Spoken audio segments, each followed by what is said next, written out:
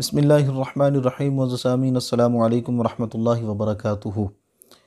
नमाज़ फ़जर और नमाज़ इशा को अगर जमात के साथ अदा किया जाए तो आका करीम अलैहिस्सलातु वस्सलाम के फ़रमान की रोशनी के अंदर जो आदमी ऐसा करता है उसको कितना अजर अता किया जाता है। तो आका करीम अलैहिस्सलातु वस्सलाम का फ़रमान आलिशान आपके सामने रखता हूँ, जिससे वाज़ेह हो जाएगा कि नमाज़ फ़जर और इशा को जो जमात के साथ अदा करता है उसको कितना अजर मिलता है। तो आका करीम अलैहिस्सलातु वस्सलाम का ये फ़रमान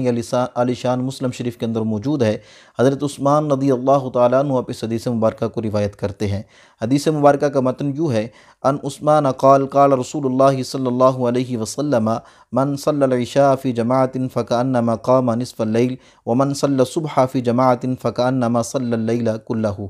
आका करीम अलैहिस्सलातु वस्सलाम के इस फ़रमान आलिशान का मफ़हूम ये है कि हज़रत उस्मान बयान फरमाते हैं कि आका करीम अलैहिस्सलातु वस्सलाम ने इरशाद फरमाया कि जिस आदमी ने इशा की नमाज को जमात के साथ अदा किया तो वो ऐसा ही है जिसने गोया कि उसने निसफ़ रात क़याम किया, और जिसने फ़जर की नमाज को भी जमात के साथ अदा कर लिया, यानी इशा अदा करने के बाद फ़जर की नमाज को भी जमात के साथ अदा कर लिया, तो ऐसा ही है जिसने सारी रात यानी कि क़याम किया है, यानी सारी रात वो इबादत के अंदर रहा है। तो इस हदीस मुबारक से पता चला कि नमाज फ़जर नमाज इशा को अगर जमात के साथ पढ़ लिया जाए तो महबूब अलैहिस्सलातु वस्सलाम के फ़रमान की रोशनी के अंदर वो आदमी ऐसा ही है जिसने गोया कि सारी रात रब की बारगाह में क़याम किया है। अल्लाह ताला की बारगाह में दुआ है कि इस पर अमल करने की तौफ़ीक़ अता फ़रमाए।